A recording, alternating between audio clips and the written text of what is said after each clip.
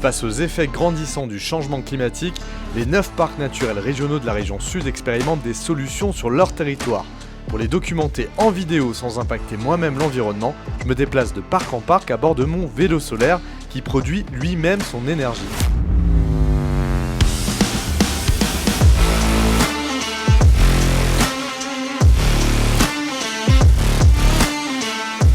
Salut! Pour mon troisième tournage, j'ai 150 km à parcourir et pas mal de dénivelé entre le parc naturel régional des Baronnies provençales et celui du Queyras.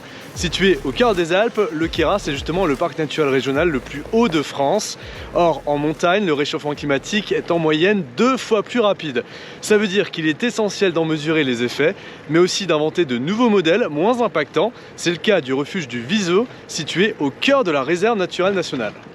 Ici en montagne, le réchauffement climatique est 2 fois plus important qu'en plaine, 2 fois plus rapide. Durant ces 30 dernières années, ce qu'on constate, c'est une montée en altitude de la limite végétative, un recul glaciaire très important et un nombre de chutes de pierres de plus en plus significatif en haute montagne.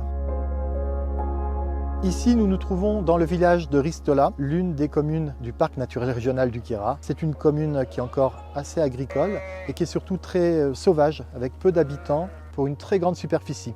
C'est donc une commune qui a maintenu une biodiversité très importante et qui abrite à son extrémité, tout au fond de la vallée, la réserve naturelle de Ristola-Montviso, où on trouve donc beaucoup de faune et de flore endémiques, dont la fameuse salamandre de Lanza.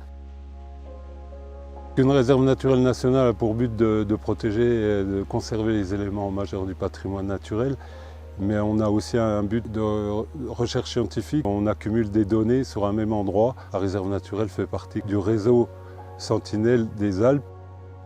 Donc on a mis en œuvre un observatoire qu'on appelle l'observatoire hors-champ, qui est en fait un observatoire sur les changements d'habitats agro-pastoraux qu'on retrouve derrière nous.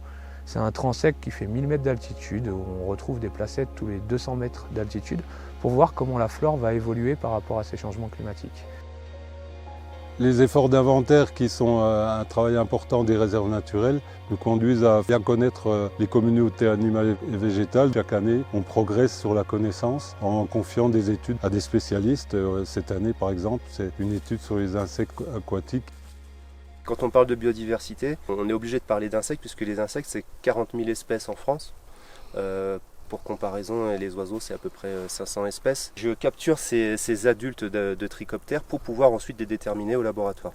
Il faut trouver les bons marqueurs. On sait qu'il y a des espèces qui sont particulièrement sensibles à l'évolution de la température de leur milieu. Donc on va suivre ces populations. Effectivement, en venant régulièrement, en réalisant des suivis sur plusieurs années, on va avoir une idée de l'évolution de la population et donc forcément des effets du changement climatique sur ces invertébrés aquatiques et donc sur le milieu en général.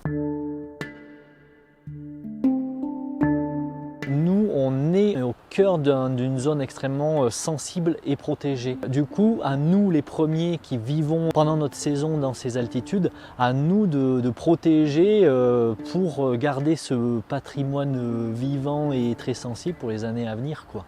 On a engagé une collaboration avec la Fédération française de clubs alpins et de montagne, qui sont gestionnaires de ce refuge du Viso, pour mettre des actions en œuvre pour minimiser l'impact du refuge du Viso.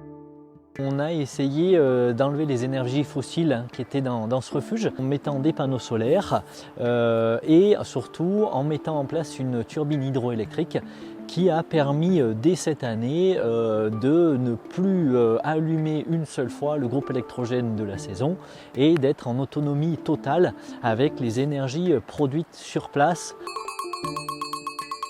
Je travaille aussi énormément sur l'alimentation en me fournissant essentiellement localement et bio, et je travaille également sur la réduction des déchets en prenant du vrac et du local qui me permet effectivement de redescendre beaucoup moins de déchets en vallée.